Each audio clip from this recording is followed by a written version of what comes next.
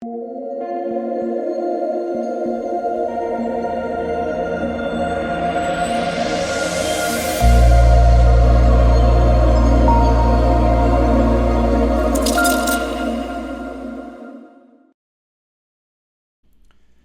what is going on, guys? DK.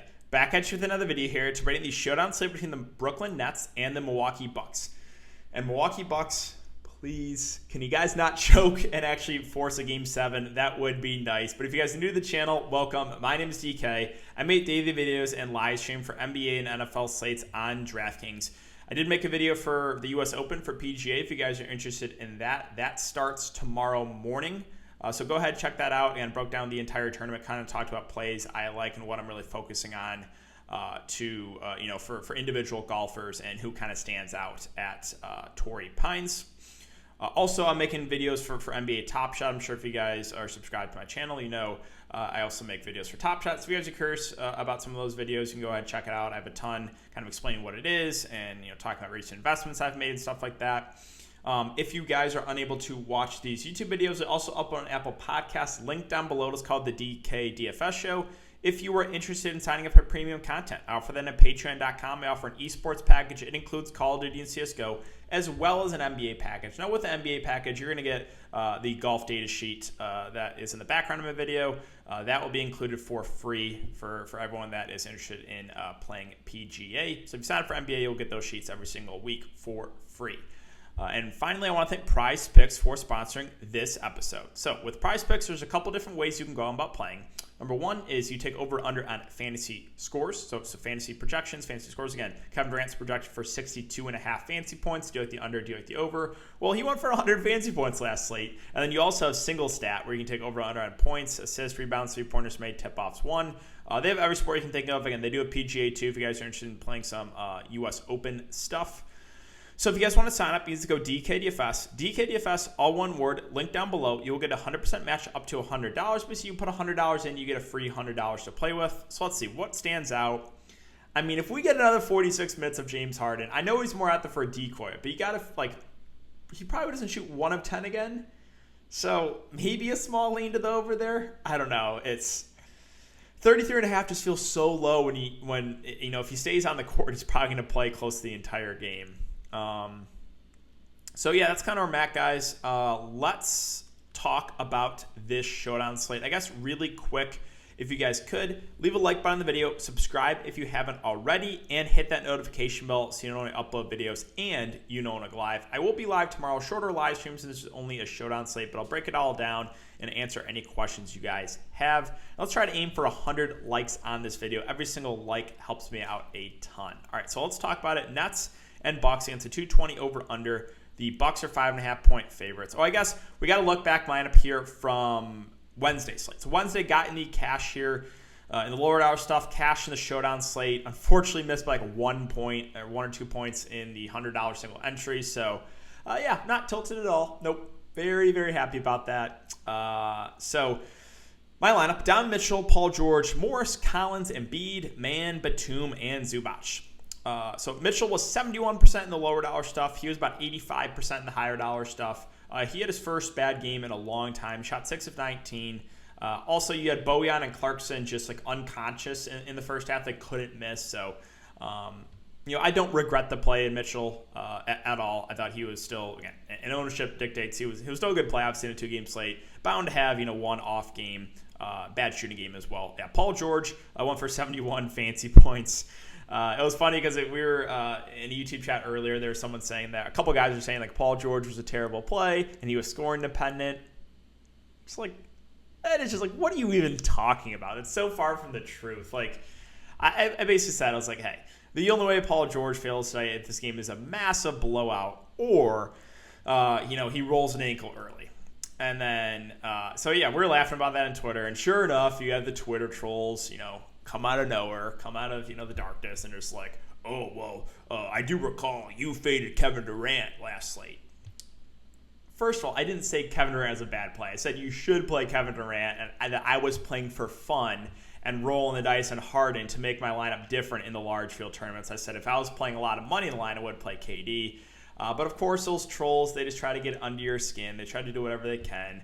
They have no life, and all they do is just hate on people on Twitter. So hit them with the 1-2, the one, you mad, bro, quick block, and move on, right? No time for those Twitter trolls. It's just funny how those, they just waste their time on Twitter all day long. It's like, do you have anything better to do, really? But yeah, Moore. So going with the rest of my lineup, Moore's 36 fantasy points, Batum 28 fantasy points. The Clippers value obviously got a really big boost there without Kawhi Leonard. Used John Collins, went for 40 fantasy points. Embiid, only 42% in this one. He was about 50% in the higher dollar stuff. He went off. So he had a much better shooting than 4 of 20, right?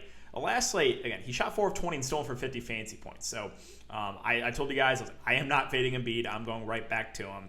And the ownership did drop after the last game. So it was nice to get a lower own than he should be. Embiid, he went absolutely off. I said, whoever starts the Clippers like the best for value. It was Terrence Mann. He went for 23 fantasy points. Now, Zubac, I knew there was some risk, right? Once he wasn't starting, I was like, there's risk because I think Ty Lue could dust off a couple guys, and sure enough, he did, right? He dusted off Rondo. I was like, I think that there's a possibility he does that, and sure enough, Zubac only plays one shift, doesn't play in the second half.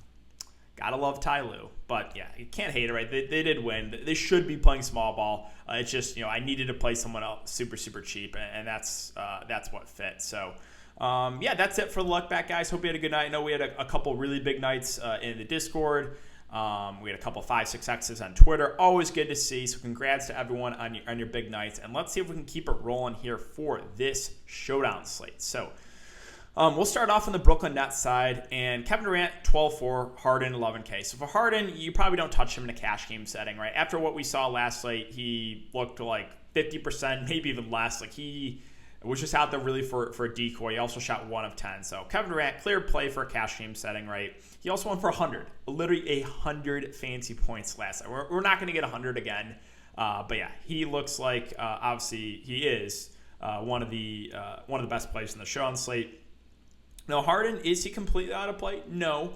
There is a way where Harden is in the winning lineup. I do think, though, it's going to be tough after what I saw the last game. However, you never know.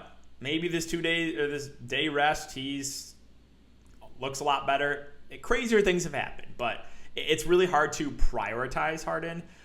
It is good to see that he played 46 minutes. He was able to play. Again, just more out there for a decoy, though. So Harden not completely out of play, but definitely a contrarian option. Joe Harris, still of no interest. I don't know why he's continued to be priced up so much. Just a cross off. Blake Griffin at 6'8". Hard for me to get super excited about it. I do think we get around 30 minutes, so he's at least in play in the mid-range. But I would have wished he was a little bit cheaper. Let's see. Bruce Brown at 6'2". So he started last game. Only played 13 minutes. The minutes been trending down on him, which is not great. I do think if he plays really well early on, he could get extended. So would I completely rule him out? I mean, I'm not going to play him in my one lineup, but if you're building a ton of lineups, you could get some Bruce Brown exposure and just hope he plays really well again. So Mike James, with Harden playing, only played 3 minutes. Now, if you think Harden aggravates that hammy, Mike James is going to be a guy coming in and probably playing a good amount of minutes. So you could play that aspect, just play that, Harden, I think he aggravates it early, then, I'm fine rolling the dice on Mike James. But other than that, if Harden stays in the court, James probably barely plays.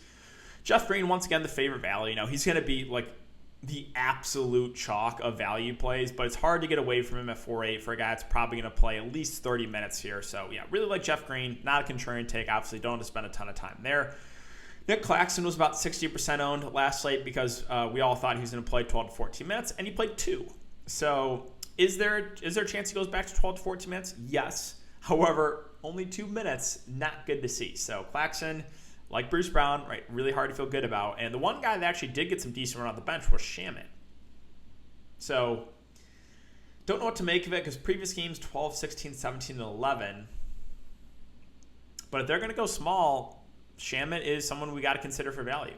Now, don't be surprised if you play Shaman if he plays 10 minutes, right? Like maybe Bruce Brown, that's what I'm saying. Like if Bruce Brown plays really well, I think he could get extended and Shaman get the short end of the stick. So I feel like they're going to go the hot hand situation with kind of those secondary plays. I think the closing lineup is definitely obviously going to be Durant, Harden if he can stay out there, Joe Harris, and Jeff Green. And the final one, it could be Blake maybe, a little bit of a bigger lineup.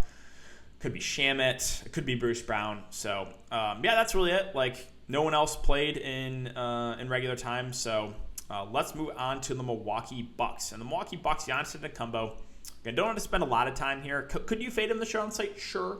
It's possible. If you do fade Giannis, and I think you play both Middleton and Drew Holiday, right, talking about roster construction, because if Giannis has a subpar game, that means Middleton and Drew probably really stepped up. But yeah, Giannis like KD, right, very, very safe option, probably someone you want to play in a cash game setting for sure. Middleton versus Drew Holiday, I'll still give that to Middleton, even though he's a little more expensive. Should play 40-plus minutes, and he's just had a much higher usage. He's been much more aggressive in the offensive end than Drew. So yeah, I do prefer Middleton. Now Drew Holiday is still in play here. We still should get about 40 minutes. He did have a little bit of foul trouble last game. He had a decent game, but nothing crazy. 19, 8, and 3. So still of interest in Drew Holiday. And yeah, Brook Lopez at 5'6". I actually do think he's a pretty safe value play if you can get to him. Now, if you go that the three-star approach, it's going to be hard to get to a guy like Brook Lopez. But if you go a little more balanced, maybe pick 2 stars, then a couple 5K guys. Yeah, Brook Lopez is one guy that he's going to play probably 35 minutes. So I think he's a pretty safe play. Forbes, nothing more than a dart throw, really. I think there's a way that he plays more, right? He comes out and nails like 3 or 4 threes, then they maybe leave him out there for like 20-ish minutes. So not completely out of play, but definitely a contrarian option. A guy that I think you can feel pretty comfortable with is Pat Connaughton. So he's stepped up. Yes, he played a little more because of Drew Holiday foul trouble, but like he's a guy that, a decent defender, a kind of a do-it-all guy, and he's been playing well last couple games. So do I think he continues to go for, 20-plus fantasy points every single game? No, but he's at 2.8K, and I do think he probably gets around 20-ish minutes. So I like Pat Connaughton for value. And unfortunately, we got to consider PJ Tucker, right? Now, you know the floor of PJ Tucker, right? He's single-digit fantasy point floor in like 30 minutes. That is definitely possible. However, there's no one in the 2K range that is going to play 30 minutes. So Tucker is someone we got to consider for value on the showdown slate. And then Bobby Portis got a DNP last game. Was a shock because he's been in the rotation every single game so far in the playoffs, and then just randomly gets a DNP. Now, could he play in this game? I think it's possible. But it's hard to feel good about it. I think he's, again, more of a contrarian option, obviously, from what we saw the last game. And then that is really it. Like, Elijah Bryant actually got a couple minutes. Again, I'm not going to play Elijah Bryant. Also, Thonsis Antetokounmpo, like I said, he'll come in for like 30 seconds or so at the end of the half for like a defensive possession. I don't think it's worth it at 1K. So that's kind of it for the player-by-player breakdown. Again, for a cash game setting, right, you probably play KD, you probably play Giannis, and maybe one more of these, 7, 8K range guys, and then kind of go value from there. Or you just play, KD, Giannis, and then, a couple guys in the 5K range, and then some value. And value went over like Tucker, Connaughton, Shamet, Jeff Green, Brook Lopez, if you consider him value. That's kind of where I'm looking for the show on the site. So that is going to do it for the video today, guys. If you haven't enjoyed the content so far, I would really appreciate if you leave a like button on the video, subscribe if you haven't already, and hit that notification bell so you don't upload videos you don't want live. Thanks again, guys. Have a great night, and I'll see you all tomorrow in the live stream.